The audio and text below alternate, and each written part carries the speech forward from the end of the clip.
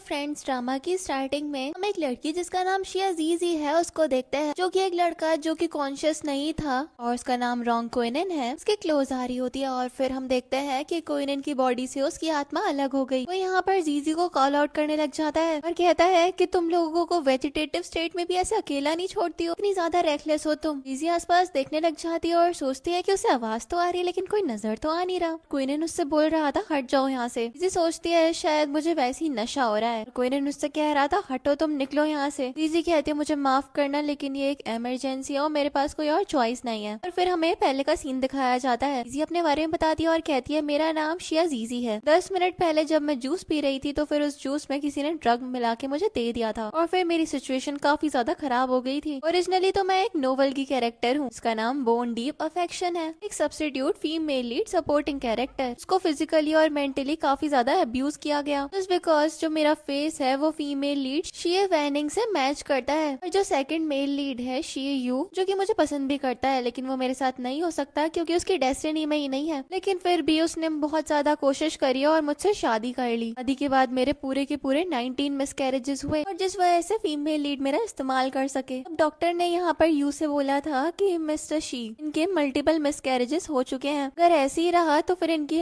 हालत बहुत ज्यादा खराब हो जाएगी और अब इनको हिस्ट्रोमी की जरूरत है, ये दोबारा कभी भी प्रेग्नेंट नहीं हो पाएंगी। यहाँ पर यू इनफर्टिलिटी का सुनते ही कहता है तो फिर मेरा इसके साथ रहने का आखिरकार पॉइंट ही क्या रह गया है। फिर वो उसकी तरफ से मुंह फेर लेता है और कहता है अब से हम लोग हस्बैंड वाइफ नहीं है और अब तुम्हें कहीं और चले जाना चाहिए। बेचारी जीजी को उस टाइम पे बहुत ज्यादा बुरा लग रहा था और जीजी कह रही थी कि प्लॉट के अकॉर्डिंग जो अभी ड्रग मैंने लिया है उसके अंदर एक ऐसी दवाई है जिससे कि यू चाहता है कि मैं डेलिबरेटली खुद को पब्लिक में एम्बेरस करूं। वो ऐसे क्रूशियल मूवमेंट में आ गया ताकि बहुत बड़ा डिजास्टर हो जाए, मेरा फेवर गेन कर ले। लेकिन इस लाइफ में मैं अपने साथ ऐसा बिल्कुल भी नहीं होने दूंगी और तुम्हें मेरी मदद करनी ही पड़ेगी। तुम चिंता मत करना, मैं ओल्ड एज में तुम्हारी मौत तक तुम्हारा ख्याल रखूंगी। और वो उसके क्लोज आने लग जाती है। जैसे कोइनन जिसकी आत्मा ही बाहर थी वो कहता है किसको चाहिए कि तुम मेरा बुढ़ापे तक ख्याल रखो। आखिरकार ये सब कुछ चल क्या रहा है, बंद करो इसको। लेकिन फिर हम देखते हैं जीजी कोइनन के क्लोज आ जाती है और कोइनन सोच रहा था इसके मेरे क्लोज आने से मुझे ज्यादा बेटर क्यों लग रहा था, आखिरकार ये है कौन। फिर हम देखते हैं जीजी एकदम से अपने होश में आ जाती है और एकदम से उठ के बैठ जाती है। वो अपने आसपास देखने लग जाती है और फिर उसको रियलाइज होता है कि वो क्विनन के साथ में नाइट स्पेंड कर चुकी है। ये सोचकर वो परेशान होने लग जाती है। क्विनन यहाँ पर उसकी आत्मा बोलने लग जाती है कि अब तुम इतना ज्यादा रिग्रेट क्यों कर रही हो, जैसी अनस्टेबल वुमेन को मैंने आज तक नहीं देखा। यहाँ पर जीजी को लगता है कि यही बोल रहा है और वो उसके ऊपर पिलो रख देती है, लेकिन फिर वो उसको पीछे कर देती है और फिर वो सोचती है कि ये तो एक डिटरमाइनिंग सीईओ है। फिर वो उठ के जाने लग जाती है लेकिन क्विनन की आत्मा उसको रोक रही थी। लेकिन तभी लगता है कि कोई आ गया है और क्विनन कहता है अब तो तुम गई काम से। के बाद हम देखते हैं कुछ कार्ड्स के साथ में मिस्टर और मिसेस रॉन्ग हीलन जो कि क्विनन का ब्रदर है वहाँ पे पहुंच जाते हैं और यू भी यहाँ पे आ गया था। और यू जीजी से कहता है कि तुम सीक्रेटली इस रूम में आ गई थी, आखिरकार तुम ऐसे करना क्या चाहती हो। और जीजी के दिमाग में चल रहा था ये बास्टर्ड प्रीवियस लाइफ में इसने मुझे मार डाला था, इस लाइफ में तो मैं इसको ऐसा एक्सपीरियंस करवाने वाली हूँ। और फिर हम देखते हैं यहाँ पर जीजी मिसेस रॉन्ग से कहती है कि मैं क्विनन के चाइल्ड के साथ में प्रेग्नेंट हूँ और ये मुझसे शादी करना चाहता है और मुझे भी इससे शादी करनी है। क्विनन की माँ यहाँ पर कहने लग जाती है आखिरकार एक वेजिटेटिव स्टेट में मैं एक चाइल्ड को कैसे रख पाऊंगा, अचानक से प्रेग्नेंट कैसे हो गई भगवान के भरोसे से। मिसेस रॉन्ग भी ये बात जानकर बहुत ज्यादा खुश हो जाती है और फिर जीजी से पूछती है वैसे तुम्हारा नाम क्या है। तो फिर हम देखते हैं कि वो भी अपना नाम उन्हें बता देती है। और फिर मिसेस रॉन्ग कहती है कि हम काफी ज्यादा लंबे टाइम से क्विनन के लिए एक वाइफ ढूंढ रहे हैं लेकिन हमेशा ही ये वुमेन से काफी ज्यादा डिस्टेंट रहता था। मुझे लगता है कि तुम उसकी लाइफ में एकदम ही सही टाइम पर पहुंच गई हो, ये मैरिज मैं अपने अप्रूवल से तुम्हें करवाने के तैयार हूँ। यहाँ पर तो यू और क्विनन की आत्मा दोनों ही बोलते हैं कि इस चीज के लिए हम डिसएग्री करते हैं। और फिर यू यहाँ पर मिसेस रॉन्ग से कहता है ग्रैंडमा रॉन्ग, ये मिस शिया जो है इसका कोई बैकग्राउंड का अता पता थोड़ी है, हमें क्या पता इससे शादी करवाने के बाद फैमिली में क्या प्रॉब्लम हो जाए। और हेलन कहता है कि ये मिस शिया वायलिनिस्ट हैं जिनको आज की पार्टी में इनवाइट किया गया था, आखिरकार ये अंकल के बेड में कैसे एंड अप कर गई और ये तो पूरे के पूरे 2 सालों से वेजिटेटिव स्टेट में है, क्या पता ये अपने होश में आ भी पाए या फिर नहीं। ये बात सुनकर तो कोई ज्यादा खुश नहीं था। और फिर यहाँ पर हेलन बोलने लग जाता है कि इसके ऊपर हम भरोसा नहीं कर सकते कि ये प्रेग्नेंट है भी या फिर नहीं। और यहाँ पर कोइनन इसको देखकर सोचने लग जाती है कि ये तो नोवेल का मेल लीड है जो कि इलेजिमेट चाइल्ड है रॉन्ग फैमिली का और ये शी यू का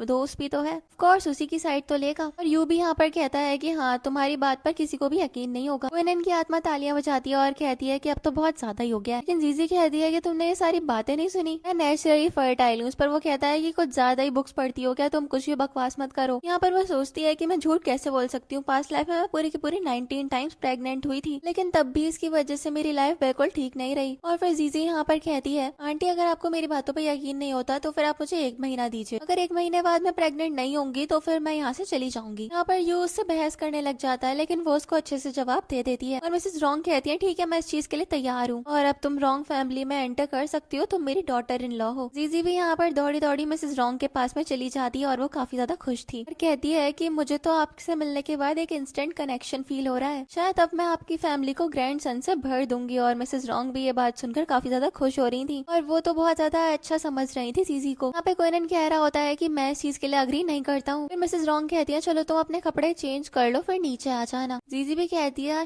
थैंक यू आंटी, मैं अभी के अभी आती हूँ। और उन सबके जाने के बाद क्विनन यहाँ पे कहने लग जाता है कि आखिरकार तुम्हारा एग्जैक्ट पर्पस क्या है, मैं अपनी मॉम जितना इनोसेंट नहीं हो तो फिर तुम्हारी बातों में नहीं फंसूंगा। फिर हम देखते हैं जीजी क्विनन की बॉडी के पास में आकर बैठ जाती है और कहती है कि अगर तुमने मुझे देखा होता तो फिर तुम मुझसे पहली नजर में ही प्यार कर बैठते। अब मैं तुम्हारी वाइफ बन जाऊंगी और तुम्हारा अच्छे से ख्याल रखूंगी, मैं किसी भी चीज की टेंशन लेने की कोई भी जरूरत नहीं पड़ेगी। यहाँ पर वो कहता है, ये मत समझो कि तुम्हारी सारी की सारी बकवास मैं मान लूंगा, तुम बहुत ज्यादा क्लिंगी हो। लेकिन हम देखते हैं यहाँ पर वो तो उससे इंटिमिडेटिंग बातें करने लग जाती है और यहाँ पर वो रिवील करती है कि वो क्विनन की बातें सुन पा रही है। क्विनन भी ये बात जानकर एकदम हैरान होता है। वो कहती है कि ऑब्वियसली जब से मैं आई हूँ तब से तुम्हारी बातें सुन पा रही हूँ। और फिर वो यहाँ पर उसको टीज करने लग जाती है और क्विनन अपना सर पकड़कर सोचता है कि मैं तो गया काम से। नेक्स्ट हम देखते हैं जीजी यहाँ पर क्विनन के पेरेंट्स के पास में जाती है और कहती है, अंकल आंटी आप मुझे ढूंढ रहे थे ना। मिसेस रॉन्ग यहाँ पर उसको देखकर कहती है, जीजी तुम आ गई यहाँ पे। मिस्टर रॉन्ग उसको एक चेक देते हैं और कहते हैं ये 50 मिलियन है, कोई कंपनसेशन के तौर पे समझना जो अनएक्सपेक्टेडली तुम्हारे साथ हो गया उसके लिए। और जो शादी वगैरह के बारे में बात हुई थी ऐसे हम प्रिटेंड करेंगे जैसे कुछ हुआ ही नहीं। यहाँ पर जीजी ये चेक देखकर सोचती है, इतने पैसे तो मैंने अपनी पास्ट लाइफ में भी नहीं देखे, ऐसे पैसे तो मैं पहली बार देख रही हूँ। लेकिन बहुत ज्यादा दुख की बात है कि मुझे जिंदा भी तो रहना पड़ेगा ना ये सारे के सारे पैसे खर्च करने के लिए। और फिर वो कहती है, अंकल मैं जेन्युइनली क्विनन को पसंद करती हूँ और मैं उसे छोड़कर नहीं जाऊंगी। और ये बोलकर वो चेक रख देती है। मिस्टर रॉन्ग कहते हैं कि लेकिन वो ऐसी कंडीशन में ही नहीं है जो तुम्हारे साथ रह पाए, के साथ रहना बहुत ज्यादा मुश्किल होगा, उसका कुछ नहीं पता कि वो कब इस दुनिया से चला जाए। आखिरकार एक विडो से शादी भी कौन करेगा। लेकिन क्विनन कहती है कि वो जब तक है मैं तब तक उसके साथ में अच्छे से रहना चाहती हूँ, मुझे पता है कि वो एक दिन जरूर अपने होश में भी आ जाएगा। ये दिमाग में चल रहा था, आफ्टर ऑल मैं उसके इनर थॉट्स तो सुन ही पा रही हूँ, उससे रोज बात किया करूंगी और हो सकता है कि इसी वजह से वो अपनी लाइफ में वापस आ जाए। मिस्टर रॉन्ग कहते हैं कि मेरा और मेरी वाइफ का वो एक लौता बेटा है, हमारी लाइफ लाइन है और हम बस चाहते हैं कि वो जिंदा रह जाए। यहाँ पर जीजी सोचती है, मुझे अच्छे से याद है नॉवेल में आज से 6 महीने बाद क्विनन की डेथ हो गई थी और उसके पेरेंट्स तो ये दुख बिल्कुल भी झेल ही नहीं पाए थे और वो भी एक के बाद एक मर गए। अब जैसा कि मैं रॉन्ग फैमिली के ऊपर रिले कर रही हूँ सर्वाइव करने के लिए, तो फिर मुझे उन्हें अच्छे से कंपनसेट करना चाहिए। इसके बाद यहाँ पर वो कहती है कि जब तक मैं जिंदा हूँ मैं सब कुछ करूंगी ताकि मैं क्विनन को प्रोटेक्ट कर सकूं। फिर वो यहाँ पर उनको ग्रीट करके चल देती है। जैसे यहाँ पर क्विनन की मॉम कहती है कि मुझे इस लड़की पे पूरा भरोसा है, मैंने पहले भी कहा था ये एक बहुत ज्यादा अच्छी लड़की है। अगले सीन में हम जीजी को देखते हैं जो कि घर में कुछ काम कर रही थी कि तभी उसके पास में यू आता है और कहता है कि ये किस तरीके की ट्रिक्स तुम इस्तेमाल कर रही हो। पर जीजी उससे कहती है, मुझे नहीं पता कि तुम क्या बकवास कर रहे हो। और यू उससे कहता है कि मैंने तुम्हारे ऊपर तरस खा के तुम्हें ये पार्ट टाइम जॉब दिलवाई थी, लेकिन तुम तो यहाँ पर वेल्दी फैमिली में शादी करने के लिए टैक्टिक्स का इस्तेमाल कर रही हो। यहाँ पर वो कहती है, तो फिर तो शायद मुझे तुम्हारा शुक्रिया कर देना चाहिए, आफ्टर ऑल तुमने ही तो मेरे जूस में ड्रग मिलाया था और तुमने नहीं मिलाया ना तो फिर जिसका मुझे पता चलेगा उसको तो मैं अच्छे से रीपे करवाऊंगी। यू कहता है कि तुमने ऑलरेडी काफी ज्यादा कुछ कर दिया है और तुम्हारी इनोसेंस तो टार्निश हो ही चुकी है, क्यों अपनी जिंदगी एक विडो की तरह जी कर खराब कर रही हो। वो कहती है कि मेरा हस्बैंड अभी एक वेजिटेटिव स्टेट में है, पॉसिबल नहीं है कि वो अपने होश में ना आएगा। लेकिन यूज से कहता है कि तुम्हारे पास में दूसरे ऑप्शंस भी हैं जैसे कि मैं, और वो एक मैजिक ट्रिक करके उसको यहाँ पर रोज देता है। यहाँ पर वो कहते हैं तुम मुझे प्रपोज कर रहे हो और यहाँ पर यूज से बोलता है कि जब मैंने तुम्हें पहली बार देखा था तभी मुझसे तुम्हें प्यार हो गया था, तुम मेरी गर्लफ्रेंड बनना पसंद करोगी। यहाँ पर वो उस रोज को पकड़ती है और कहती है कि नेफ्यू तुम ये मैजिक फ्लावर होल्ड करके खड़े हो और तुम मुझसे बोल रहे हो कि मैं तुम्हारी गर्लफ्रेंड बन जाऊँ, ये तो बड़ी ज्यादा गलत बात है। सुनकर तो वो थोड़ा सा चिढ़ता है लेकिन फिर वो अपना सप्लीमेंट्री कार्ड निकालता है, कहता है कि इसमें मुझे पैसे मिलते हैं हर महीने, इसका इस्तेमाल करके जो खरीदना चाहो वो तुम खरीद सकती हो। वो कहती है ये तो बहुत ज्यादा पैसे हैं, फिर उस कार्ड को नीचे गिरा देती है और कहती है बहुत ज्यादा दुख की बात है लेकिन मुझे ना अंकल से ब्लैक कार्ड मिल गया था और इस ब्लैक कार्ड के अंदर तो अनलिमिटेड सप्लाई है। और फिर हम देखते हैं यहाँ पर घर की कुछ मेड आती है गिफ्ट लेकर और कहते हैं कि ये मिस जीजी के लिए है। ये बात जानने के बाद तो जीजी बहुत ज्यादा खुश हो जाती है। उसको पता चलता है कि उसको लिमिटेड एडिशन वाले हाई एंड ब्रांड से काफी सारा सामान मिल गया है और ये सब कुछ देखने के बाद तो वो काफी ज्यादा खुश हो जाती है और उन मेड से कहती है कि ये मेरे वॉक इन क्लोजेट में ट्रांसफर करवा दो। वो सब भी इसके लिए अग्री करके चली जाती है। जिसे यू कहता है तुम्हारा बहुत ज्यादा हो रहा है।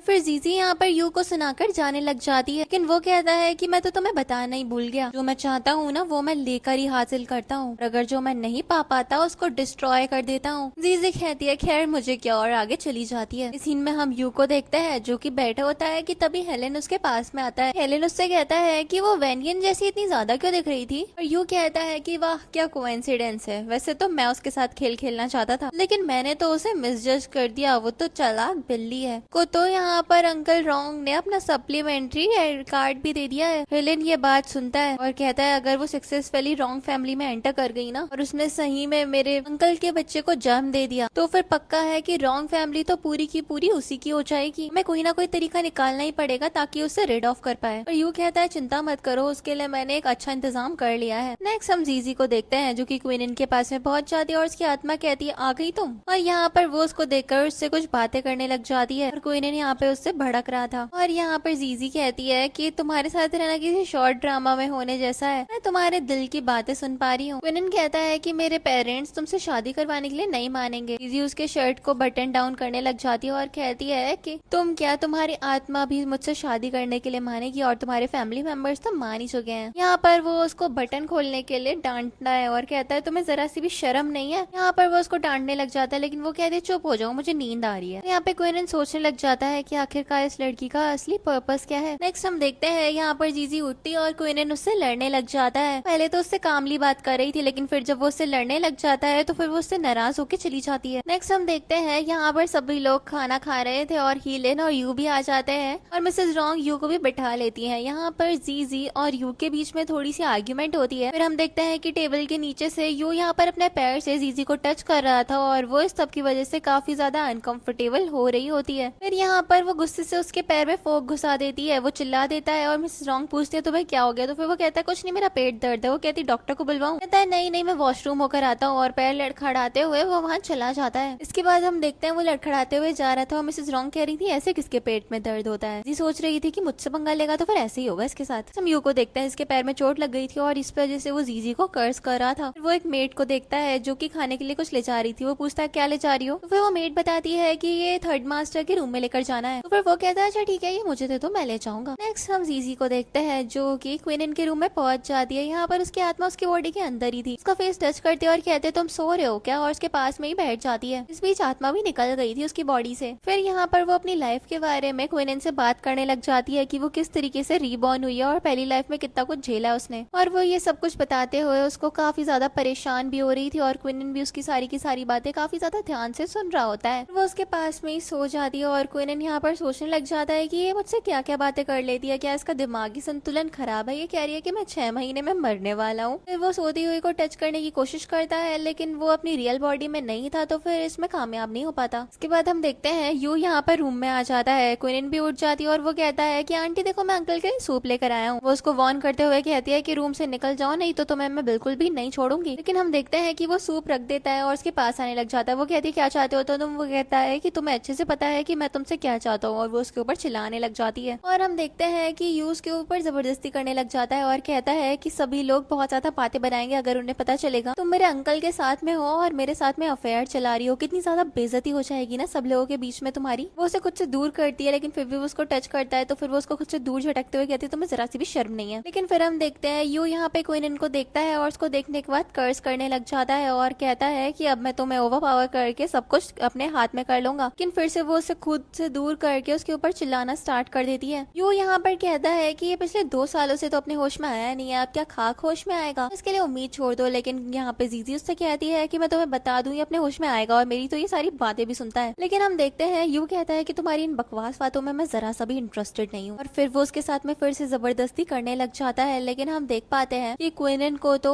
वो साइड में देखकर एकदम शॉक्ड हो जाती है और यू भी देखता है तो फिर देखता है क्वीन तो अपनी आंखें खोलकर लेटा है। तो ये देखकर घबरा के चले जाता है और जीजी यहाँ पर रोना स्टार्ट कर देती है। और इसके बाद हम देखते हैं कि क्विनन अपनी बॉडी से बाहर निकल जाता है। वो उससे पूछता है कि तुम रो क्यों रही हो, तो फिर वो कहती है तुमने ये सब कुछ देखा नहीं अभी मेरे साथ में क्या हो रहा था। तो वो कहता है मैं थोड़ा सो गया था। और वो उसकी आंखें खोलने की कोशिश करने लग जाती है। तो वो कहता है ऐसा करने का कोई फायदा नहीं है, तो फिर ऐसा मत करो। देन यहाँ पर क्विनन खुद ही खुद में कहने लग जाती है कि मेरे रीबॉर्न होने का कोई फायदा नहीं है, क्या मैं हमेशा इस तरीके से एक लूप में फंसी रह जाऊंगी। और यहाँ पर फिर वो सोचने लग जाती है कि उसको आगे क्या करना चाहिए ताकि वो काफी ज्यादा सक्सेसफुल हो जाए अपने सारे के सारे प्लान्स में। देन हम देखते हैं कि क्विनन और जीजी आपस में बातें करने लग जाते हैं कि आगे उनको क्या करना चाहिए। कि तभी वहाँ पर पूरी की पूरी रॉन्ग फैमिली आ जाती है और मिसेस रॉन्ग पूछती है क्या मेरे बेटे ने अभी आंखें खोली थी और यू ने ये सब कुछ इन्फॉर्म करा था उन लोगों को। यहाँ पे क्विनन भी कहती है कि हाँ इसने आंखें खोली थी, लेकिन फिर उसने कुछ भी नहीं बोला। और डॉक्टर यहाँ पर उसको चेक करने के लिए बोल देता है और चेक करना स्टार्ट कर देता है। फिर वो चेक करता है और कहता है कि कोई खास रिकवरी है नहीं। तो फिर जीजी पूछती है कि तो फिर इसने आंखें कैसे खोली थी। तो डॉक्टर कहता है कि कभी कभी पेशेंट ऐसी स्टेट में थोड़ा बहुत मूवमेंट शो करते हैं, ये काफी ज्यादा नॉर्मल है। इसके बाद हम देखते हैं ये सब कुछ जानने के बाद मिसेस रॉन्ग काफी ज्यादा सैड हो जाती है। और वहीं पर हम बदतमीज यू को देखते हैं जो कि जीजी को टीज कर रहा था और कह रहा था कि ये कभी भी अपने होश में नहीं आएगा। उनको इमोशनल होता हुआ देखकर यहाँ पर जीजी मिसेस रॉन्ग के पास में आती है और कहती है अभी हमें यहाँ से चलना चाहिए। और फिर वो उनको लेकर यहाँ से चली जाती है। नेक्स्ट सीन में हम यू को देखते हैं जो कि घर में बैठकर पानी पी रहा था कि तभी हेलेन उसके पास में आता है और उससे पूछता है कि क्या हुआ था वहाँ पे। तो वो उसको सारा माजरा बताता है और बताता है कि जब मैं जीजी को छेड़ रहा था तभी यहाँ पर क्विनन ने अपनी आंखें खोली थी और मैं बहुत डर गया था। फिर हम देखते हैं कि यू को ऐसा फील होने लग जाता है जैसे कि वो नशे में, और कहता है कि मैं थक गया हूँ, मैं रेस्ट करने के लिए जा रहा हूँ। उसका अपस्टेयर्स जाना भी बहुत ज्यादा मुश्किल हो गया था। और फिर उसको जीजी नजर आती है। जीजी को यहाँ पर देखकर वो कुछ बातें बनाने लग जाता है और सोचता है कि शायद मेरे पास में आज एक अच्छा मौका है। और फिर वो उसके पास जाने का डिसाइड करता है। यहाँ पर वो उससे कहता है कि तुम मेरा ही वेट कर रही थी ना। तो फिर वो कहती है कि तुम मेरे रूम में कैसे एंटर कर सकते हो। लेकिन हम देख पाते हैं कि जीजी की बातों का तो उसके ऊपर कोई भी असर नहीं होता है। वो उसके क्लोज आकर उससे बदतमीजी से पेश आने लग जाता है और वो उसको टच भी कर रहा था। और जीजी उसको वार्न करी थी कि तुम बहुत ज्यादा पछताओगे इस तरीके से। वो शोर मचाकर सबको उठाने की कोशिश भी करती है, लेकिन वो उसको कहता है सब लोग सो चुके हैं। और फिर वो उसके साथ में गलत करने की कोशिश करने लग जाता है। यहाँ पर जीजी उसको रोकती है और कहती है कि तुम मुझे एक बात बता दूं, असल में ना तुम बिल्कुल भी इस तरीके से बचने नहीं वाले हो। और फिर वो एक बार शोर मचाती है और मिसेस रॉन्ग भी वहाँ पर आ जाती है। जीजी उसको खुद से दूर करती है और मिसेस रॉन्ग के पास चली जाती है। मिसेस रॉन्ग को देखने के बाद यू एकदम पलट जाता है और जीजी के ऊपर ब्लेम लगाने लग जाता है। लेकिन हम देखते हैं कि मिसेस रॉन्ग तो उसके ऊपर बिल्कुल भी ट्रस्ट नहीं करती और अपने गार्ड्स को बुलवा लेती है। इसके बाद हम देखते हैं उसे निकलवाने के बाद यहाँ पर वो जीजी से सॉरी बोलती है कि उसे ये सब कुछ झेलना पड़ा। जीजी यहाँ पर खुद को संभालती है और उनसे बताती है कि असल में उसने तो उसके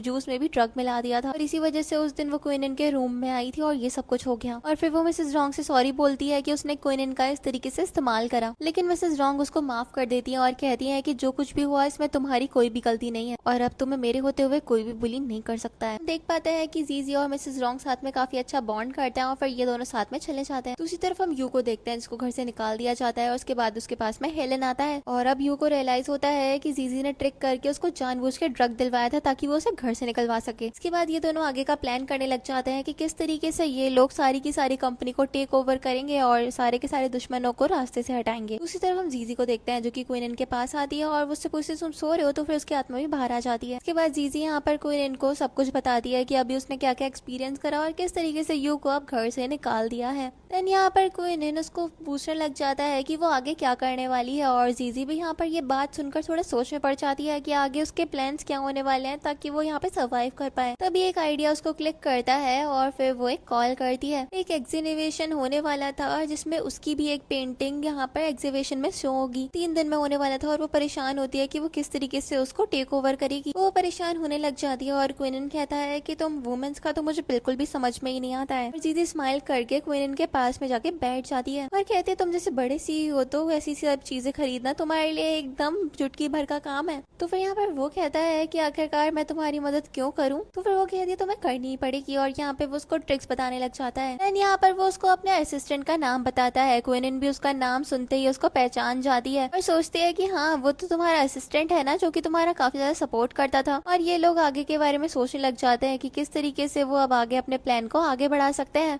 और क्विनन कह दिया कि वो कल ही सबके ऊपर एक्शन लेगी। यहाँ पर क्विनन भी जीजी को कहीं ना कहीं लाइक करने लग गया था और वो उसकी स्माइल के लिए उसको कॉम्प्लीमेंट भी करता है। वो कहती है कि हाँ तुम्हारे साथ रहूंगी तो फिर हमेशा इस तरीके से स्माइल करती रहूंगी। और अगले सीन में हम उसको यहाँ पे जेल में पाते हैं। फिर हम देखते हैं कि वो जाओ यांग जो कि क्विनन का असिस्टेंट है उससे मिलती है। वो तो उसको देखकर पहचान नहीं पाता, वो उससे बताती है कि मैं तुम्हें क्विनन के पास ले चलूंगी। और नेक्स्ट हम देखते हैं कि वो उसको तैयार करके क्विनन के पास में लेकर आ जाती है। फिर वो क्विनन से कहती है कि देखो तुम्हारा सबसे ज्यादा वफादार असिस्टेंट तुम्हारे पास में आ गया, मैं उसे लेकर आ गई हूँ, अब तो अपने होश में आ जाना चाहिए। और असिस्टेंट पूछने लग जाता है कि इनकी ऐसी हालत कैसे हो गई, तो फिर वो बता दिया कि ये काफी ज्यादा लंबे टाइम से कोमा में है। असिस्टेंट तो यहाँ पर उसके पास आ जाता है और कहता है आप एकदम रेस्ट अश्योर्ड हो जाओ, आपके इस एक्सीडेंट के पीछे का मुजरिम तो मैं पता करके रहूंगा। और क्विनन यहाँ पर अपनी मुट्ठी खोलकर उसको एक नोट दे देता है। असिस्टेंट ये चीज देखकर थोड़ा सा हैरान था। उसके बाद असिस्टेंट जीजी से कहता है कि मिस्टर रॉन्ग का अच्छे से ख्याल रखना, अब मैं यहाँ से चलता हूँ। और फिर वो उसको ग्रीट करके यहाँ से चला जाता है और जीजी उससे कहने लग जाती है कि आजकल तो मुझसे बहुत ज्यादा कम। इसके बाद हम देखते हैं वो उसके पास से बैठ जाती है और सोने के लिए उसके पास में ही लेट जाती है। यहाँ पर वो उसको उसके मन की बात बोलने के लिए जगाने की कोशिश कर रही थी। यहाँ पर वो उसको टच भी करती है और उसके क्लोज आने की कोशिश करती है, लेकिन वो उसको साइड में गिरा देता है। यहाँ पर हमें पता चलता है कि असल में वो अपनी वेजिटेटिव स्टेट से बाहर आ गया है। उसका असिस्टेंट यैन भी आता है और कहता है बॉस आप अपने होश में आ गए। और फिर वो पूछता है कि आप कैसा फील कर रहे हो, क्या मुझे डॉक्टर को बुलवाने की जरूरत है आपके लिए। फिर वो कहता है कि इसकी कोई भी जरूरत नहीं है, मेरी केयर तो बहुत ज्यादा अच्छे से करी गई थी पिछले 2 साल से, लेकिन मुझे होश में आने से पहले कुछ लोगों के बारे में अच्छे से पता चल गया। ये लोग अब सोचने लग जाते हैं कि इन्हें आगे लाइफ में क्या करना है। असिस्टेंट बताता है कि मिस शिया ने मुझे इंस्ट्रक्शन दिया है उनकी पेंटिंग को रिप्लेस कर दिया जाए उस ऑक्शन में। और वो कहता है कि ये तो थोड़ी ज्यादा ही स्टूपिड है और फिर अपने असिस्टेंट के कान में कुछ एक आइडिया बताता है। असिस्टेंट ये बात कहता है कि ठीक है मैं समझ गया, यही कर दूंगा। और इसके बाद वो चला जाता है। अगले सीन में हम देखते हैं यहाँ पर जीजी अपने होश में आती है सुबह सुबह और वो अंगड़ाइयां लेते हुए सोचती है कि किसी ने मुझे अटैक करा था।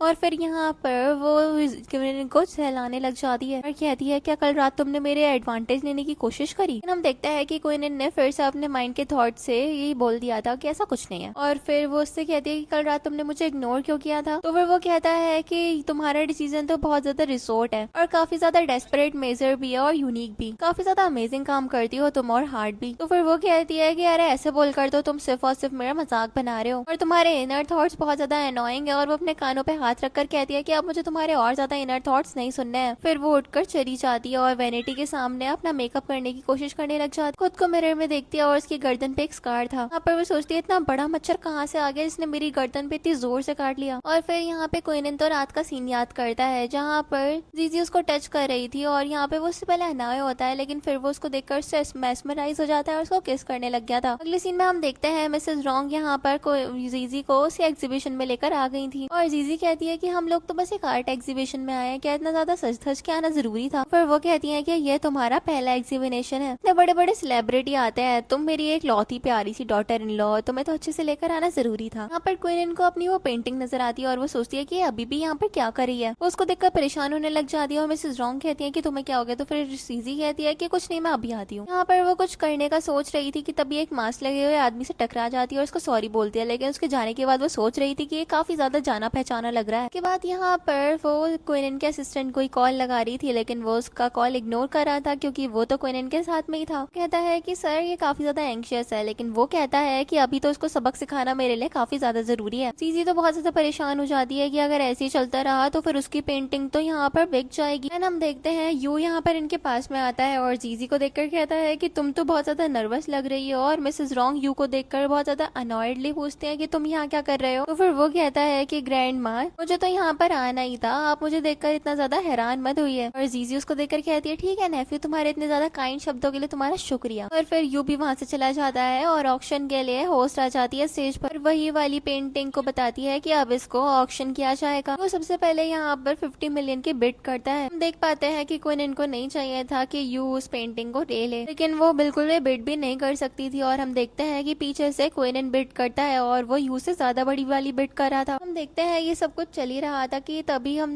देखते हैं कि क्वीन को तो वो पेंटिंग मिल जाती है, लेकिन फिर कुछ गार्ड्स आ जाते हैं और कहते हैं कि यहाँ पे कोई प्रॉब्लम है और कोई भी यहाँ से अब नहीं जाएगा। और यू आता है और कहता है कि इस प्रॉब्लम की वजह से वो पेंटिंग तो मेरे हाथ में लग जाएगी। लेकिन उन गार्ड्स के पीछे से हमें पता चलता है कि उस पेंटिंग को तो नकली से ओरिजिनल से ट्रांसफर कर दिया गया था। तो अभी भी बड़ी बड़ी ढींगे हार रहा था जीजी के सामने और कह रहा था तो अफसोस की बात है ना कि तो तुम्हारी प्यारी पेंटिंग अब मेरे हाथों में आ जाएगी। जीजी उससे कहती है कि कहीं ऐसा तो नहीं कि तुमने ही वो ट्रेडिशनल चाइनीज पेंटिंग को चोरी किया था और अब तुम यहाँ पे मुझे फ्रेम करने की कोशिश कर रहे हो। लेकिन वो कहता है कि अभी सबके सामने सच आ जाएगा तो फिर तुम ज्यादा बड़ी बड़ी ढींगे मत आड़ो। लेकिन यू भी यहाँ पर सोच में पड़ गया था कि आखिरकार ये सब कुछ चल क्या रहा है। देन हम देखते हैं कि ऑफिसर्स यहाँ पे रिसर्च करते हैं और उनको यू के खिलाफ ही प्रूफ मिल जाता है। जीजी सोचती है पक्का ये उसके असिस्टेंट ने करा होगा और फिर वो यू के ऊपर ब्लेम लगाते हुए कहती है ऑफिसर आप इसको जल्दी से अरेस्ट कर लो, ऐसे लोगों को बाहर घूमना बिल्कुल भी सेफ नहीं है। इस पर वो कहता है कि आखिरकार तुम यहाँ पर मेरे खिलाफ सीन कैसे क्रिएट कर सकती हो, ये तरीका बिल्कुल भी ठीक नहीं नहीं है तुम्हारा। इस पर वो उससे कहती है देखो तुम मुझे मत बताओ कि मैं क्या कर सकती हूँ और क्या नहीं कर सकती, तुमने खुद ही अपनी कब्र खो दी है। मुझे फंसाने के लिए चले थे और मैं तो एकदम क्लीन निकल रही हूँ यहाँ से, लेकिन तुम बहुत ज्यादा बुरी तरीके से फंस गए हो। ऑफिसर्स भी यहाँ पर यू को पकड़ कर ले जाते हैं और ये कहते हैं कि तुम्हें इन्वेस्टिगेशन के लिए हम लोग अरेस्ट करे हैं। उसके बाद यू को वहाँ से ले जाया जाता है। देन मास्क लगा के क्वीन वहाँ से निकल रहा था, लेकिन जीजी उसको रोकती है और कहती है क्या मैं आपका नाम जान सकती हूँ? ने मेरी पेंटिंग को जो प्रोटेक्ट किया है। लेकिन हम देखते हैं कि वो एकदम अनबॉदर्ड होकर कहता है कि इसकी कोई जरूरत नहीं है और फिर वहाँ से चलता चला जाता है। इसके बाद मिसेस रॉन्ग जीजी के पास में आती है और से पूछती हैं क्या हो गया, और जीजी कहती है कि मॉम आपको नहीं लगता कि मिस्टर नियान थोड़े ज्यादा ही फेमिलियर से लगते हैं, दिखने में बहुत ज्यादा जाने जाने से नहीं लग रहे हैं। फिर वो कहती है कि नहीं ये तो एक डीमन है जो कि वो पेंटिंग लेकर चला गया। पर जीजी कहती है कोई बात नहीं मॉम,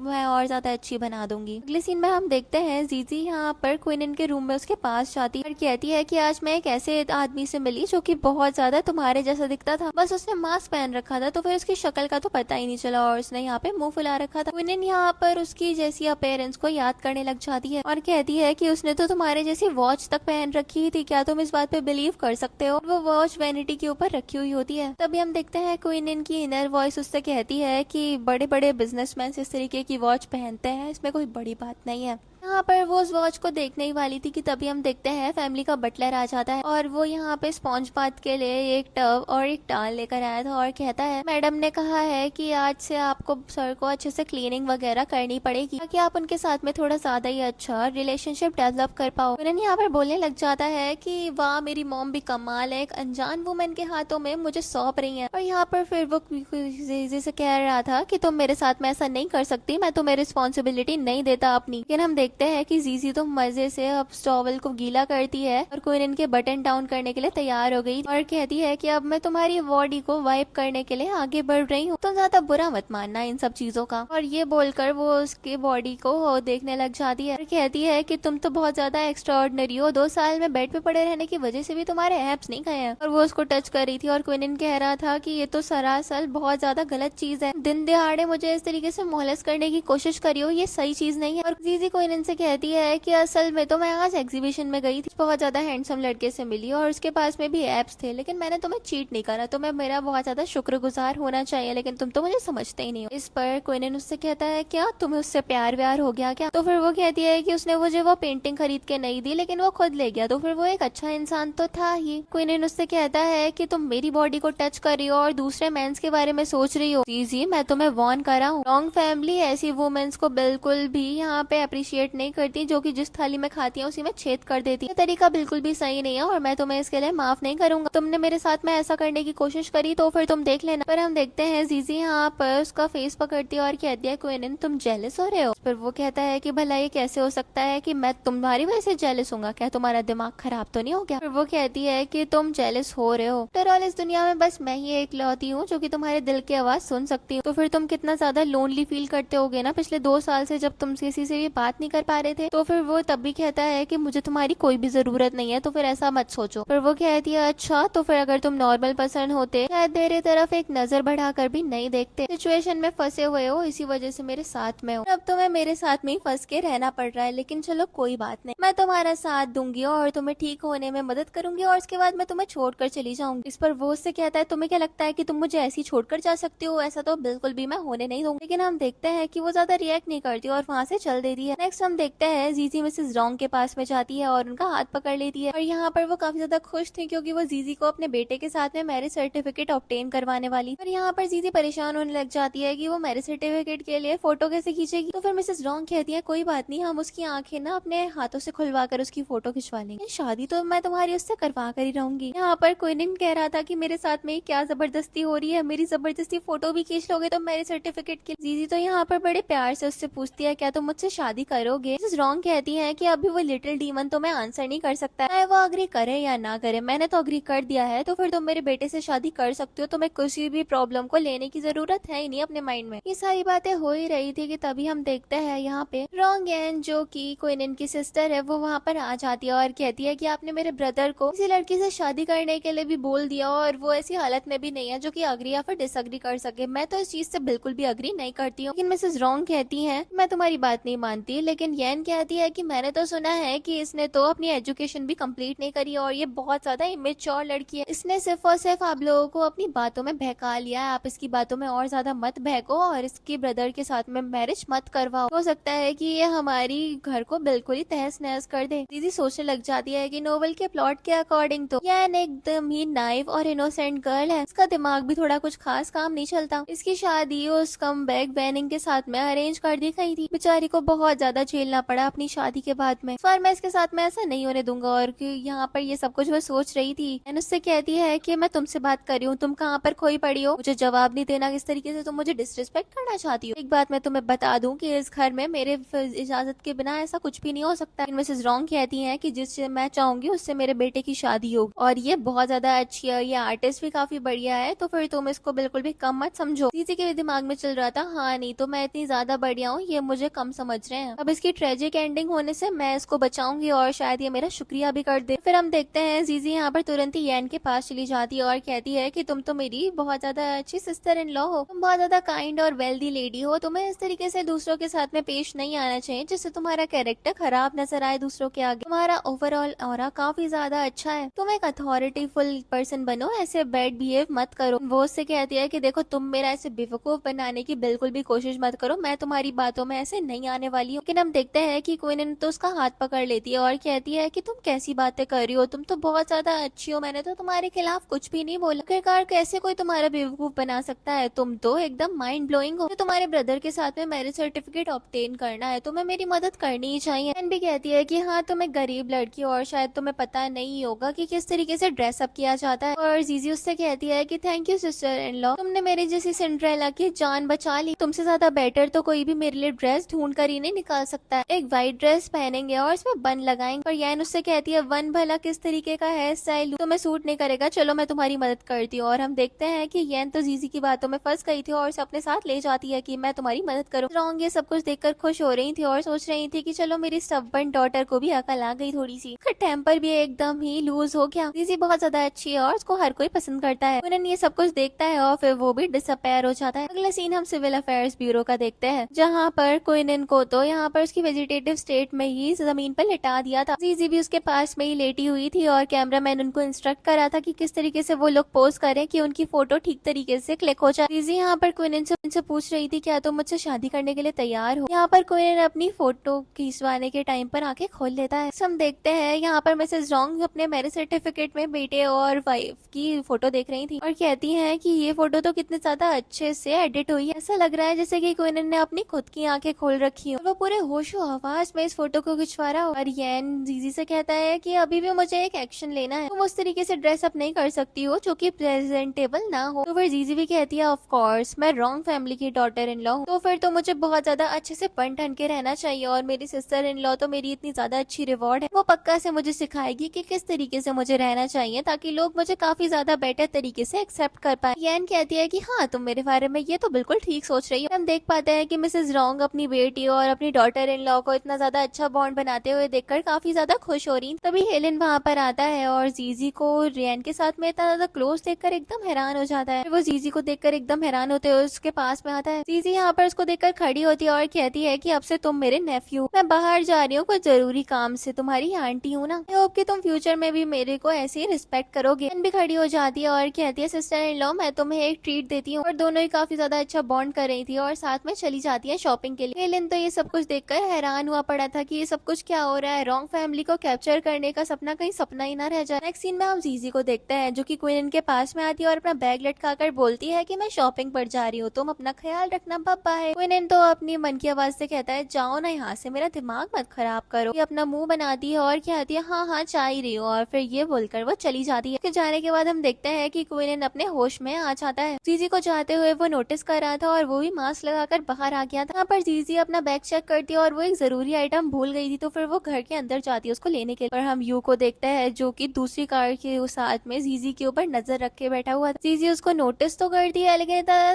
ध्यान नहीं देती कि वो है कौन, और घर के अंदर चली जाती है। दूसरी तरफ हम यू को देखते हैं जो कि सबके बारे में किसी को इन्फॉर्म कर रहा था। हम देखते हैं कि जीजी जैसे घर के अंदर आती है उन्होंने उसको देखकर घबरा जाता है और वो डिसाइड करता है कि वो वापस से रूम में जाकर छुप जाए। घर के अंदर हम हेलेन को देखते हैं जो कि क्वीन के रूम में था। वो एक इंजेक्शन लेकर उसके पास में पहुंचा बचा हुआ था और उसकी बेडशीट हटाकर उसे वो इंजेक्शन लगाने ही वाला था, लेकिन जब वो बेडशीट हटाता है तो फिर वहाँ पर तो क्विनन होता ही नहीं है। जीजी भी तुरंत ही रूम में आ जाती है, हेलेन को नोटिस करती है और उससे सवाल करती है कि क्यों, क्या कर रहे हो तुम यहाँ पर। हेलेन तो यहाँ पर ज्यादा कुछ बोलता नहीं है, लेकिन जीजी फिर रूम का हाल देखती है और फिर पूछती है कि तुमने मेरे हस्बैंड को कहाँ पर डाल दिया, बताओ मुझे जल्दी से। यहाँ पर वो कहता है कि मुझे नहीं पता, जब मैं यहाँ पर आया था तो फिर कोई भी नहीं था यहाँ पे। तो फिर वो कहती है क्यों, मेरे पति को जमीन खा गई या फिर आसमान निकल गया, तुम उसको कहीं पे पहुंचाकर ऐसा ड्रामा कर रहे हो कि तुमने कुछ भी नहीं करा है, तुम्हें अच्छे से देख लूंगी। यहाँ पर कोई इनकी दिल की आवाज भी कह रही थी कि मैं दूसरी जगह पर हूँ, जल्दी से मेरे पास में आ जाओ। जीजी भी उसकी आवाज को नोटिस करती है और तुरंत ही उसको ढूंढने के लिए निकल जाती है। इसके बाद यहाँ पर कोई इनकी दिल की आवाज कह रही थी कि इस बास्टर्ड हेलन ने मुझे फ्लावर पॉट के साइड में फेंक दिया, ये कितना ज्यादा अनएथिकल है, मेरे थॉट सुन सकती हो ना, जल्दी से मुझे बचाने के लिए आ जाओ। यहाँ पर जीजी भी परेशान हो जाती है और फ्लावर पॉट ढूंढने लग जाती है कि कौन से फ्लावर के पॉट के अगेंस्ट है क्विनन। फिर वो उसके पास चली जाती है और उससे कहती है कि तुमने तो मुझे बहुत ज्यादा डरा दिया था। हेलन कहता है कि मिस शिया, क्या आपने मेरे अंकल को ढूंढ लिया, मैं भी इनको काफी ज्यादा परेशान होकर ढूंढ रहा। लेकिन जीजी तो उससे लड़ने लग जाती है और उससे सवाल करती है मेरा पति यहाँ पर क्या कर रहा है, कोई है तुम्हारे पास में जवाब, तुमने इसके साथ में ऐसा क्या किया, तुम मुझे जल्दी बता दो। तो फिर वो कहता है कि नहीं, मैंने कुछ भी नहीं करा। तो फिर वो कहती है कि मुझे पता है कि तुम्हें अभी बहुत ज्यादा डर लग रहा हो, लेकिन तुम्हें मुझे मेरे सवालों का जवाब देना ही पड़ेगा। इस पर हेलन तो उससे लड़ने लग जाता है और कहता है एक बार मैंने कह दिया ना कि मैंने कुछ नहीं करा, तो फिर मैंने कुछ भी नहीं करा, मुझे ना इस घर में किसी से डरने की जरूरत नहीं है जो कि मैं डर से सहम कर कुछ ना बताऊं। वो कहती है कि अच्छा, तुम मुझसे सवाल लड़ाओगे, औहदे और उम्र में तो नहीं, चलो औहदे में तो तुमसे बड़ी हूँ। और इन लोगों के बीच में थोड़ी सी ज्यादा ही आर्ग्यूमेंट होने लग जाती है। मैं यहाँ पर जीजी से कह रहा था कि तुम इससे डर रही हो, इसको बता दो कि आखिरकार तुम हो कौन और इस घर में किसका सिक्का चलता है। जीजी यहाँ पर रोने की एक्टिंग करने लग जाती है और कहती है कि देखो ना, तुम वेजिटेटिव स्टेट में हो और तुम्हारे अपने ही तुम्हारे साथ में इतना ज्यादा बुरा कर रहे हैं, तुम्हें ऐसे दिन देखने पड़ेंगे, मैंने आज तक ऐसा नहीं सोचा था, तुम्हारे लिए बड़ा ज्यादा बुरा लगता है मेरे प्यारे पति। ये सब कुछ चल रहा था और जीजी इतना ज्यादा शोर मचा रही थी कि मिस्टर और मिसेस रॉन्ग भी यहाँ पर पहुंच जाते हैं। मिसेस रॉन्ग हेलेन से पूछती है कि तुम्हारे अंकल यहाँ पर जमीन पे क्या कर रहे हैं, कोई जवाब दोगे तुम इस चीज का। जीजी यहाँ पर रो रही थी और कह रही थी कि आंटी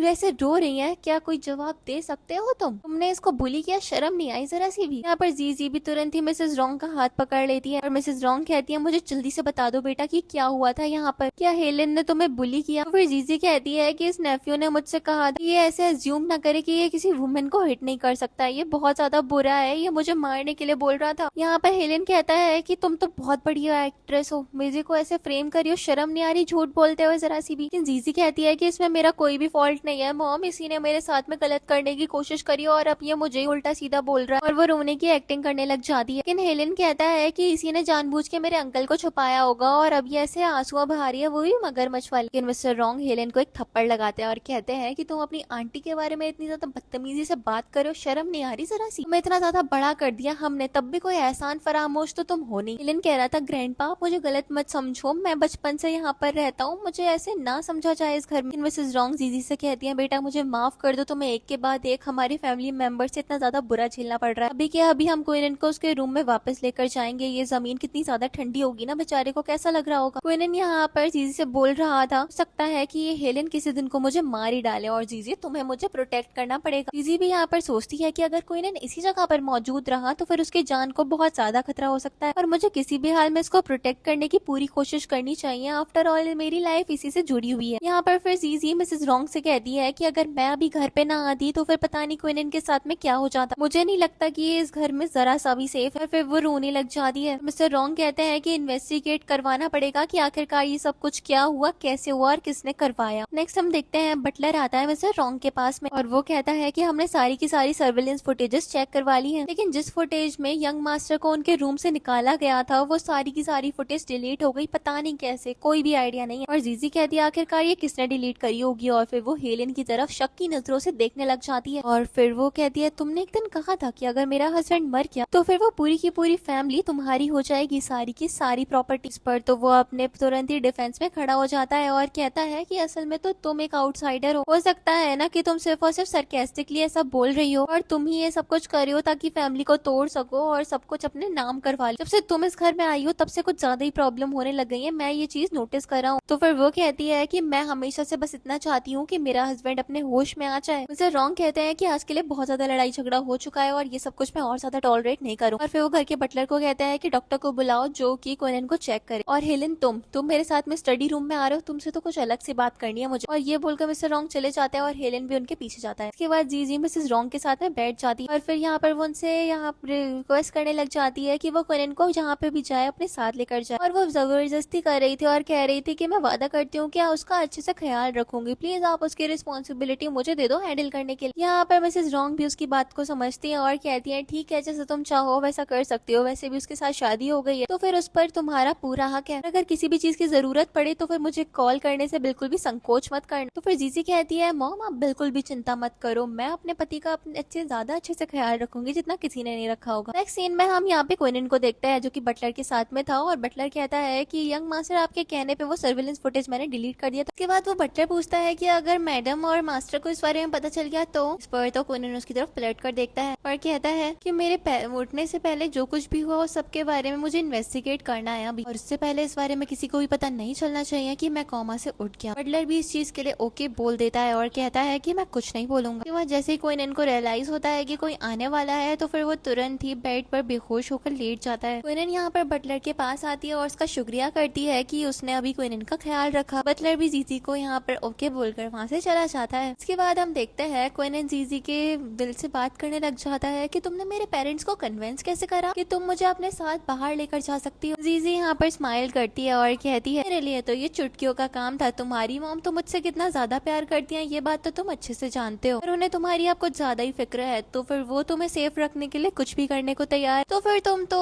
अब सोच लो कि तुम्हें बस मेरे साथ रहना है और खुश रहना है। इस पर वो कहता है कि हाँ देखो मैं तुम्हारे ऊपर भरोसा तो कर रहा हूँ लेकिन तुम मेरा भरोसा मत तोड़ देना। तो फिर वो कहती है चुप करो, मुझे ऐसे मत हंसाओ, ऑब्वियसली मैं तुम्हारा अपने से भी ज्यादा अच्छे से ध्यान रखूंगी। और फिर वो उसके पास में आकर उससे बात करने लग जाती है। नेक्स्ट सीन में हम यहाँ पर जीजी और हेलेन को देखते हैं। हेलेन को तो मिस्टर रॉन्ग ने पीट दिया था, लेकिन यहाँ पर फिर जीजी से कहता है अंकल आंटी आप लोग एकदम सेफली जर्नी करके चले जाना। हे जीजी यहाँ पर उसको पलट कर देखती है कि कुछ कर मत देना और फिर कार में बैठ जाती है। इसके बाद हम देखते हैं उसके जाते ही हेलेन एक कॉल लगाता है और कहता है वो लोग निकल गए हैं, प्लान स्टार्ट कर। नेक्स्ट सीन में हम देखते हैं बटलर एक जगह पे कार रोक लेता है और यहाँ पे जीजी पूछने लग जाती है कि हमें किस रूट से यहाँ से चलना चाहिए। बटलर कहता है कि शायद हमें दूसरे रूट से चलना चाहिए, थोड़ा रजिस्ट्रिकल तो एरिया है लेकिन हो सकता है कि वहाँ से जाना ज्यादा बेनिफिशियल हो, रास्ते में हमें कोई भी अनवांटेड खतरा ना मिले। जीजी भी कहती है ठीक है अंकल, आपको जैसा ठीक लगे आप वैसा करो, वैसे भी हमारे इस व्हीकल को कई सारे बॉडीगार्ड्स तो फॉलो कर ही रहे हैं तो फिर ज्यादा प्रॉब्लम आनी नहीं चाहिए। बटलर भी कहता है कि हाँ मैं सब सही बोल रही हूँ। वो कहती है कि हाँ मैं थोड़ी सी पैनिक में तो हूँ लेकिन खैर ये सब कुछ दिखाने वाली चीजें थोड़ी ना होती हैं। पर कोनन भी हमें नोट कर देता है बटलर के लिए और फिर वो फिर से बेहोश होने की एक्टिंग करने लग जाता है। बटलर यहाँ पर एक कॉल करता है और जीजी कहती है कि उन लोगों से बता देना कि हम लोग एकदम सेफली स्लोली ड्राइव करते हुए जा रहे हैं ताकि घर में किसी को भी ज्यादा फिक्र ना हो और वो फिक्र की वजह से परेशान ना हो जाए। बटलर भी ऐसा ही करता है और ये बोलने के बाद वो कॉल कट कर देता है और फिर कार को ले जाता है। अगले सीन में हम जीजी को देखते हैं जो कि कोनन को दूसरे घर में लेकर आ गई थी। वो यहाँ पर एक चैन की अंगड़ाई लेती है और कहती है कि चलो फाइनली हम नए घर में आ गए। कोनन भी अपने दिल की आवाज से उससे बात करने लग जाता है। वो थोड़ा घबरा जाती है और वो उससे कहता है कि तुम डर किससे रही हो, कोई नहीं है अब यहाँ पर जिससे तुम्हें डरने की जरूरत है। फिर हम देखते हैं यहाँ पे बटलर आ जाता है, बताता है कि जो बॉडीगार्ड हमें फॉलो कर रहे थे ना मेन रूट से हमारे साथ आए लेकिन उनकी कार का एक्सीडेंट हो गया। जीजी तो ये बात जानने के बाद बहुत ज्यादा शॉक्ड हो जाती है। बटलर बताता है कि किस तरीके से उनकी कार का एक्सीडेंट हुआ जो कि बहुत ज्यादा ब्रूटल था। जीजी यहाँ पर ये सब कुछ जानने के बाद काफी बड़े वाले शॉक में आ जाती है और कोनन भी सोचता है कि ऐसा कैसे हो गया। बटलर कहता है कि मैम और सर आप लोग रेस्ट करिए, मैं अभी यहाँ से जाता हूँ, और ये बोलकर बटलर चले जाते हैं। जीजी फिर यहाँ पर कोनन के पास में बैठ जाती है और कोनन के दिल की आवाज उससे कहती है कि क्या तुम्हें डर लग रहा है। तो फिर जीजी कहती है नहीं मुझे डर नहीं लग रहा लेकिन मैं तुम्हें प्रोटेक्ट करना चाहती हूँ और ये सब कुछ क्या हो रहा है। कोनन अब तुम प्लीज अपने होश में आ जाओ, ये सब कुछ और नहीं हो पाएगा, मुझे तुम्हारे लिए बहुत ज्यादा डर लगता है, अगर तुम्हें कुछ हो गया तो फिर मेरा क्या होगा। वो कहता है तुम इतना ज्यादा चाहती हो तो फिर शायद मैं अपने होश में आ जाऊं, तुम इतना ज्यादा डर भी तो लग रहा है। वो कहती है मैंने कहा ना मुझे डर तो नहीं लग रहा, बस तुम्हारी फिक्र हो रही है, पर तुम होश में आ जाओ फिर मैं तुम्हें बताती हूँ कि डर लगना कहते किसको है। इस पर वो कहता है कि हाँ वो तो मैं समझता हूँ, जब तुमने मुझे वेजिटेटिव स्टेट में फोर्स करा था उसी दिन मैं तुम्हारी सच्चाई तो जान गया था। पर वो कहती है अपना मुंह बंद रखो, अब इस बारे में बात करी ना तो फिर तुम्हारी पिटाई कर दूंगी ऐसी स्टेट में। और कोनन उससे कहता है कि तुम एक तो मेरा फायदा उठाती हो, मुझे ऐसे टच मत कर देना, आज के बाद। वो उससे कहती है कि तुम इतने बड़े वाले नार्सिसिस्ट कैसे हो सकते हो, तुम्हें ऐसे होना बिल्कुल भी शोभा नहीं देता है, तो फिर थोड़ा बी गुड। तुम मेरे पति हो और तुम्हें मेरा पति अच्छे से बन के रहना चाहिए। आफ्टर ऑल इतनी ज्यादा ब्यूटीफुल वाइफ मिल गई है तुम्हें, थोड़े से तो शुक्रगुजार रहो भगवान के। ये बोलकर वो उसको किस कर देती है और क्वीन कहता है कि ये बहुत ज्यादा गलत बात है, तुम मेरा फायदा उठाती हो हर टाइम। लेकिन जीजी कहती है कि मैं जानती हूँ कि तुम मेरे लिए फीलिंग्स रखते हो। और फिर वो उसके बटन खोलकर उसको टच करने लग जाती है और क्वीन कह रहा था कि मुझे ऐसे टच करना बंद कर दो। देखते हैं कि क्वीन की तो नोज से ब्लड आने लग गया था और यहाँ पर उसके दिल की आवाज जीजी से कह रही थी, क्या मैंने आज तक किसी वुमेन को नहीं देखा, मैं ऐसे कैसे एक्ट कर सकता हूँ, ये मेरे लिए बहुत ज्यादा शर्मनाक हो रहा है। जीजी तो यहाँ पर क्वीन की नोज ब्लीडिंग को क्लीन करने लग जाती है और उसको रोकने की पूरी कोशिश कर रही थी। फिर क्वीन कहने लग जाता है कि यहाँ पर ना एटमॉस्फेयर ही ऐसा हो रहा है, इस वजह से मेरे साथ ऐसा है, तो मैं ऐसा वैसा कुछ मत सोचना, मैं तुम्हारे लिए जरा सी भी फीलिंग्स नहीं रखता हूँ, समझी ना तुम। तो फिर वो कहती है कि हाँ हाँ मैं समझ रही हूँ कि यहाँ के थोड़ा सा टेम्परेचर ही खराब हो रहा है, इट्स ओके, मैं ये सब चीजें टॉलरेट कर लूंगी, तुम ज्यादा परेशान मत हो। और फिर वो यहाँ पे एसी ऑन कर देती है और कहती है कि अब यहाँ पर टेम्परेचर ठीक हो जाएगा और तुम्हारी नोज ब्लीडिंग भी रुक जाएगी। और क्वीन यहाँ पर फिर से उससे कामली लड़ाई करने लग जाता है। जीजी फिर नाराज होकर फिर चली जाती है। इसके बाद क्वीन अपनी बॉडी में री एंटर करता है और उसे चैन की सांस आती है। वो सोचता है ये जीजी तो एकदम बहुत ज्यादा खतरनाक लड़की है। नेक्स्ट सीन में हम हेलन को देखते हैं जिसका असिस्टेंट उसके पास में आता है और बताता है कि उसने सारे के सारे बॉडीगार्ड्स को अच्छे से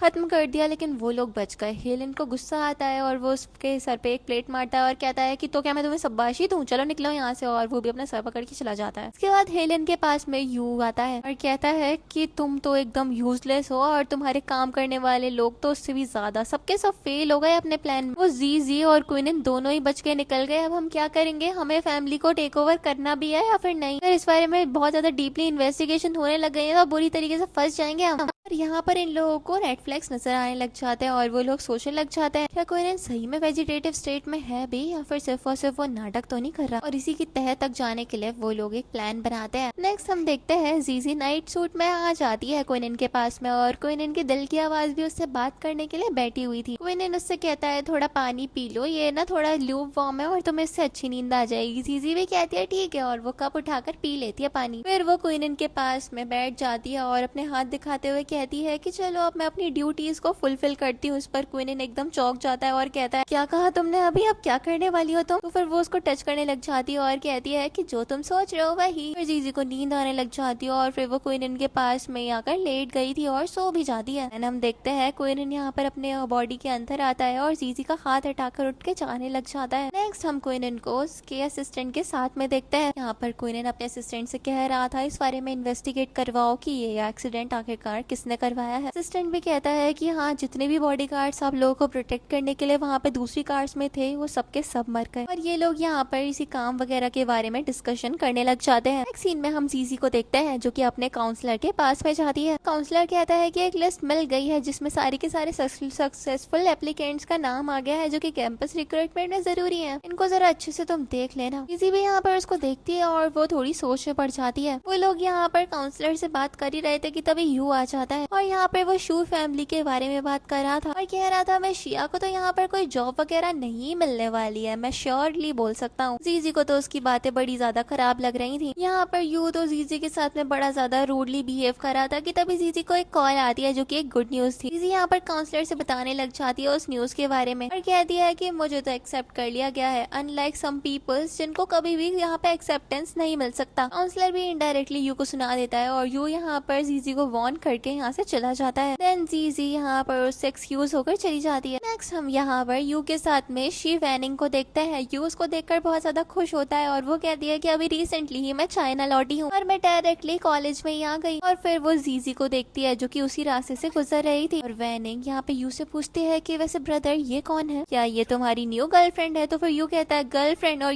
वो भी ये एक रिक्रूट स्टूडेंट है, ऐसे लोगों का स्टैंडर्ड है जो मुझे डेट करेंगे, बड़ी आई, चलो मैं तुम्हें घर ले चलता हूँ, ये सारे फालतू लोगों के बारे में सोचना बंद करो। और ये बोलकर वो वैनिंग को अपने साथ ले जाता है। और यहाँ पर जीजी वैनिंग को देखकर सोचती है कि ये थोड़ा जल्दी चाइना रिटर्न नहीं आ गई है। पास्ट लाइफ में तो ये एक इलनेस को फेक कर रही थी और इस वजह से मुझे बहुत ज्यादा टॉर्चर झेलना पड़ रहा था। पर मैं देखती हूँ कि इस लाइफ में ये कौन सी वाली ट्रिक्स खेलने वाली है जिससे कि ये मुझे टॉर्चर करना चाहेगी। नेक्स्ट सीन में हम यहाँ पर हेलेन के साथ में यू को देखते हैं। हेलेन कुछ डॉक्यूमेंट्स को देख रहा था और ये लोग जीजी के खिलाफ कुछ प्लानिंग प्लॉटिंग कर रहे होते हैं जिससे उसकी लाइफ को वो और भी ज्यादा डिफिकल्ट कर पाए। नेक्स्ट सीन में हम जीजी को देखते हैं जो कि क्विनिन के पास में पहुंच जाती है। वो बताती है कि उसके लिए आज जो कुछ भी हुआ वो एक लॉटरी जीतने से भी ज्यादा एक्साइटिंग है। उसको एक काफी ज्यादा बढ़िया पोस्ट लग गई है। ये सब कुछ बताते हुए वो काफी ज्यादा एक्साइटेड थी। क्विनिन उससे पूछता है क्या तुम्हें वो कंपनी सही में पसंद है? तो फिर वो बताती है कि हाँ, वो तो काफी ज्यादा आउटस्टैंडिंग है और वहाँ पर जाकर मैं अगर काम करूंगी तो फिर काफी कुछ नया नया सीख पाऊंगी और मुझे लाइफ टाइम का बेनिफिट मिलेगा। अब मुझे कल जाकर रिपोर्ट करना है तो फिर मैं एकदम अच्छे से रेडी शेडी हो जाती हूँ। नेक्स्ट डे हम यहाँ पे क्विनिन को देखते हैं जो कि अपनी रियल बॉडी में होश में आता है। अगले सीन में वो मास्क लगाकर अपने ऑफिस में बैठा हुआ था और उसका असिस्टेंट उसके पास में आता है और वो बताता है कि जो इन्वेस्टिगेशन हम कर रहे थे उसका थोड़ा सा रिजल्ट हमें मिल गया है और वो उसी सब के बारे में उसको इन्फॉर्म करने लग जाता है। और क्विनिन भी वो सारी फाइल वगैरह चेक करने लग जाता है जो कि उसका असिस्टेंट उसको हैंड ओवर करा था और ये लोग डिस्कशन करने लग जाते हैं कि अब इनको आगे क्या करना है। ये लोग डिस्कशन कर ही रहे थे कि तभी यहाँ पर दूसरी सेक्रेटरी आती है और बताती है कि जीजी आपसे मिलना चाहती है। क्विनिन भी यहाँ पे सीट पे बैठ जाता है और कहता है ठीक है तो फिर आ जाने दो उसको। सेक्रेटरी भी बोलती है ओके और फिर वो जीजी को भेजने के लिए चली जाती है। जीजी खुशी से ऑफिस के अंदर आ जाती है और यहाँ पर वो क्विनिन के असिस्टेंट को देखती है और पूछती है कि तुम यहाँ पर क्या कर रहे हो? और फिर यहाँ पर वो क्विनिन को देखती है और कहती है अच्छा ये तुम हो? क्विनिन उसकी तरफ देखता है और कहता है कि मिस शिया आप मुझे जानती हो क्या? और यहाँ पर असिस्टेंट कहता है कि मैंने दूसरी जगह जॉब ले ली थी और जीजी उससे कहती है हाँ समझ गई, तभी तुम मेरी कॉल्स को इग्नोर कर रहे थे। और असिस्टेंट वहाँ से चुप करके चला जाता है और हम देखते हैं कि क्विनिन जो कि अभी कोई और ही तरीके से नियान बन के बैठा हुआ था तो फिर वो पूछता है कि मिस शिया आप मुझसे क्या चाहती हो और मेरे से क्यों मिलने के लिए आई हो? फिर वो कहती है कि मैंने अपने कॉलेज ईयर में ज्वेलरी डिजाइनिंग की पढ़ाई करी है और मैं काफी ज्यादा बेटर हूँ और इसमें असिस्टेंट बनकर काफी अच्छा काम कर पाऊंगी आपके लिए। तो फिर वो कहता है कि आप इतना ज्यादा इंसिस्ट क्यों कर रही हो कि मैं आपको यहाँ पर जॉब पे रख लूँ? फिर वो कहती है कि मिस्टर नियान आप मेरे ऊपर भरोसा कर लिए, मैं आपको बिल्कुल भी ऑफेंड नहीं करूंगी अपनी इस जॉब में। यहाँ पर वो कहता है कि आजकल ना लोगों पे भरोसा करना बिल्कुल भी आसान नहीं है, मुझे नहीं लगता कि मैं आपको इतना ज्यादा अच्छे से यहाँ पे रख पाऊंगी। फिर वो कहती है कि आप मेरी पास्ट लाइफ पे भी भरोसा कर सकते हो, मैं टॉप की आर्टिस्ट। यहाँ पर वो सोचने लग जाता है कि ये कौन सी बातें करती रहती है, क्या नशे वशे करती है क्या? यहाँ पर तो वो उसके दिल की आवाजें भी सुन पा रही थी लेकिन सोच में पड़ जाती है कि ये सब मुझे क्या सुनाई दे रहा है, कहीं मैं कोई नशे खुद से तो नहीं कर रही हूँ। फिर वो उसके क्लोज आने लग जाती है लेकिन क्विनिन बात को संभालने के लिए बोल देता है कि ठीक है तो तुम तैयार रहना, मैं तुम्हें एक मीटिंग में लेकर जाना चाहता हूँ, मैं देखता हूँ कि वहाँ पर तुम कैसे खुद को प्रूव करोगी। तो फिर वो कहती है ठीक है मैं गारंटी देती हूँ कि इस टास्क को मैं बहुत ज्यादा अच्छे से अकम्प्लिश कर दूंगी। और ये बोलने के बाद क्विनिन वहाँ से चली गई थी। फिर हम देखते हैं यहाँ पर क्विनिन सोच रहा था शायद मुझे जीजी के सामने बहुत कम सोचना चाहिए क्योंकि उसे तो सब कुछ सुनाई दे जाता है। अगला सीन हम कंपनी के कॉन्फ्रेंस रूम का देखते हैं जहाँ पर एक एम्प्लॉय ज्वेलरी के बारे में प्रेजेंटेशन दे रही होती है। उसकी प्रेजेंटेशन देखने के बाद बाकी सारे के सारे एम्प्लॉयज उसके लिए क्लैप करना स्टार्ट कर देते हैं। देन यहाँ पर क्विनिन जो कि अभी नियान बना हुआ है वो जीजी से कहता है कि अब तुम्हारी बात ही है, तुम अपने वर्क का एवोल्यूशन करके दिखाओ हमें। तो फिर जीजी पहले अपने बारे में बताने लग जाती है। क्विनिन उसको टोकते हुए कहता है कि इस तरीके से तुम फ्यूचर में एवोल्यूट करने वाली हो खुद को। और फिर वो उसको डांटता है और कहता है चलो मेरे साथ। और हम देखते हैं कि मीटिंग यहीं पर एंड हो जाती है। बाकी के सारे वर्कर्स बात करने लग जाते हैं कि सीईओ को असिस्ट करिए, ये लड़की आखिरकार है कौन। और यहाँ पर न्यू कमर को इतनी ज्यादा अटेंशन मिल रही थी तो फिर बाकी के लोग बड़े ही ज्यादा यहाँ पर उससे जेलस हो जाते हैं। एक एम्प्लॉय रिवील करता है कि उसका नाम जीजी और वो एक ऑर्फन है। ये लोग डिसाइड करते हैं कि अब तो जीजी का काम पर बिल्कुल ही जीना मुश्किल कर देंगे ये लोग। वही हम जीजी को देखते हैं जो कि कुछ फाइल्स लेकर डिसाइड करती है कि अपना काम अच्छे से करेगी। वो क्विनिन के ऑफिस में उन फाइल्स को रखने के लिए चली जाती है। वहीं पीछे से एक मेल स्टाफ ऑफिस को यहाँ पर लॉक कर देता है बाहर से और किसी को कॉल करके इन्फॉर्म करता है कि मैंने आपका काम कर दिया और गारंटी देता हूँ कि अब इसमें कोई भी अड़चन नहीं आएगी। उसी तरफ हम जीजी को देखते हैं जिसको रियलाइज होता है कि वो लॉक हो गए। डोर ओपन करने की कोशिश करती है, किसी को कॉल करने की कोशिश करती है लेकिन उसका फोन तो डेड हो गया था। वो टेबल पर ही सो जाती है और फिर क्विनिन उसको रेस्क्यू करता है। फिर वो उसको थोड़ा डांटता है और नेक्स्ट हम देखते हैं कि वो घर पहुंच जाती है। घर की वर्कर्स को बताती है कि आज तो पूरे टाइम बॉस यहीं पर लेटे रहे और उन्होंने आपका काफी ज्यादा वेट करा होगा। जीजी सोचती है शायद मैं कुछ ज्यादा ही ओवरथिंक कर रही हूँ कि मेरा बॉस क्विनिन है। इसके बाद हम देखते हैं जीजी क्विनिन के पास आ जाती है और उसकी दिल की आवाज वाया उससे अपने दिल के बारे में बताने लग जाती है कि आज उसने दिन में कितना कुछ झेला। फिर वो उससे बातें करते करते उसके पास में ही सो जाती। क्विनिन यहाँ पर कहता है तुम कितना ज्यादा बोलती हो। फिर वो उठकर चला गया था। जीजी यहाँ पर हल्की नींद में थी और वो सोच देख पाती है कि क्विनिन चलकर आ रहा है। जब वो आकर लेट जाता है तो फिर वो चिल्लाना स्टार्ट कर देती है। क्विनिन उससे कहता है क्या हो गया, क्यों इतना चिल्ला रही हो? फिर वो कहती है देखो अब मुझे अंधेरे में रखना बंद करो, मैंने देखा था कि तुम चल के आ रहे। फिर वो भी उसको डराने लग जाता है कहीं तुमने कोई भूत तो नहीं देखा। और वो उसको बहुत ज्यादा हार्डली पकड़ लेती है और कहती है मुझे डराओ मत। की मेड आती है और उसको काम डाउन करती है और फिर हम देखते हैं उसके जाने के बाद क्विनन को यहाँ पे वो किस करना स्टार्ट कर देती है ताकि खुद को काम डाउन कर पाए। नेक्स्ट मॉर्निंग हम देखते हैं यहाँ पर जीजी के लिए मेड ब्रेकफास्ट लेकर आती है, लेकिन जीजी ऑफिस जाने के लिए बहुत ज्यादा जल्दी में। जैसे क्विनन आता है और कहता है उसको ब्रेकफास्ट करवा दिया करो और मेड भी लाइक यार उन्होंने नहीं करा तो उसमें मेरी क्या गलती। सीन में क्विनन अपने ऑफिस में था, उसका असिस्टेंट आकर उसको कुछ इन्फॉर्म करता है। दूसरी तरफ हम देखते हैं एक मीटिंग का सीन जहाँ पर यू और हेलेन ऑलरेडी मौजूद थे और यहाँ पे क्विनन उस मीटिंग में जाकर एक रेड मार देती है। वो लोग यहाँ पर उसको परेशान करने की कोशिश करते हैं, लेकिन तब तक क्विनन वहाँ पे आ गया था। जीजी को संभालता है और बाकी के सारे डिसीजंस भी लेता है। सारे के सारे डिसीजंस यहाँ पे क्विनन के अकॉर्डिंग हो जाते हैं और फिर सारे के सारे वर्कर्स चले गए थे और क्विनन को यहाँ पर जीजी से देखकर काफी ज्यादा खुश हो गई। फिर जीजी सोच रही थी अगर मुझे पता रहता ये इतनी जल्दी होश में आ जाएगा तो इसके साथ तमीज से रहती। क्विनन उससे कहता है कि तुम्हें तो मैं देखता हूँ, चलो मेरे घर। और फिर वो नेक्स्ट हम देखते हैं अपने घर पे ले जाता है उसको। यहाँ पर उसकी मॉम और सिस्टर्स को देखकर काफी ज्यादा इमोशनल हो रही थी और फिर वो क्विनन की तारीफों के पुल भी बांध रही। क्विनन भी कहता है कि हाँ मैं इसका अच्छे से ख्याल रखूंगा। नेक्स्ट सीन में हम जीजी और क्विनन को देखते हैं, ये दोनों आपस में बातें कर रहे थे, डिस्कशन भी कर रहे होते हैं कि इन्हें अब ऑफिस में साथ में रहते हुए किस तरीके से लाइफ को स्पेंड करना है। देन क्विनन जाने लग जाता है और जीजी यहाँ पर अपनी टमी को टच करते हुए कहती है मैं अपने बेबी के बारे में इसको कब बताऊंगी। हम देखते हैं यहाँ पर क्विनन ब्रेकफास्ट कर रहा था और उसे पसंद आता है और वो मेट से कहता है इसको पैक भी कर दे। सीन हम ऑफिस का देखते हैं जहाँ पर क्विनन ने मास्क लगाकर जीजी को लंच बॉक्स हैंड ओवर कर दिया था। वो यहाँ पर खाने को देखकर बहुत ज्यादा खुश थी और फिर जब वो जाने लग जाता है तो फिर उसको रोकती है। उसे अभी तक नहीं पता चला था कि मिस्टर नियान ही क्विनन है, तो फिर वो उसका रेड फ्लैग्स नोटिस करने लग जाती है। कहती है कोई बॉस इतना ज्यादा अच्छा तो नहीं होता है कि वो अपने एम्प्लॉयज को लाकर खाना भी दे दे। वो कहता है कुछ ऐसा वैसा मत सोचो, ये बोल के चला जाता है। क्विनन ये सब कुछ सोच कर परेशानी थी कि उसका सीनियर एम्प्लॉयज को बहुत ज्यादा वर्कलोड लेकर चला जाता है। नेक्स्ट सीन में हम क्विनन को देखते हैं जिसका असिस्टेंट उसको यहाँ पे कुछ इन्फॉर्मेशन प्रोवाइड करा रहा था। अगले सीन में हम उसी एम्प्लॉय को देखते हैं जो कि जीजी को बहुत सारा वर्क देकर दूसरे एम्प्लॉय के सामने ब्रेक कर रहा था कि जीजी आकर उससे अपने बिहाफ के लिए फाइट करती है। यहाँ पर वो एम्प्लॉय जीजी को कुछ कह पाता है, लेकिन तब तक क्विनन भी वहाँ पे पहुंच जाता है और वो भी जीजी के लिए स्टैंड लेता है। उस एम्प्लॉय के खिलाफ उसको प्रूफ भी मिल जाते हैं और फिर गार्ड उसको पकड़ के ले जाते हैं। उन सबके जाने के बाद यहाँ पर जीजी क्विनन को कॉल करती है और उसको कहती है कि लोकेशन भेज रही हूँ, मुझे लेने के लिए आ जाना। उसी तरफ फिर हम क्विनन को देखते हैं जो कि अपने असिस्टेंट से कुछ डिस्कशन करता है और उसके बाद वहाँ से निकल जाता है। अगले सीन में हम यहाँ पर जीजी को देखते हैं जो कि वैनिंग से मिलने के लिए आती है और वैनिंग उसको पैसे ऑफर करती है और कहती है कि निकल जाओ यहाँ से ये सारे पैसे लेकर। लेकिन जीजी उसके पैसे एक्सेप्ट करने से मना कर देती है और कहती है अब तो मेरे पास में भगवान का दिया हुआ सब कुछ है, तो फिर तुम्हारे पैसों के लिए मुझे जरा सा भी पैक करने की जरूरत नहीं है। उनके बीच में आर्ग्यूमेंट हो ही रही थी कि फिर वहाँ पे क्विनन आ जाता है और जीजी तो अपने हस्बैंड को भी यहाँ पे वैनिंग के सामने फ्लॉन्ट करने से पीछे नहीं हटती। फिर तो वैनिंग अपना मुंह छड़ाकर वहाँ से निकल जाती है। फिर हम देखते हैं वो दोनों रेस्टोरेंट में एक दूसरे के क्लोज आते हैं और क्विनन फिर वहाँ से निकल जाती है। उसी तरफ हम वैनिंग को देखते हैं जो कि हेलेन और यू से जा करके जीजी की कंप्लेन करती है और ये लोग भी प्लान करने लग जाते हैं उसके साथ क्या करना है। अगले सीन में हम जीजी और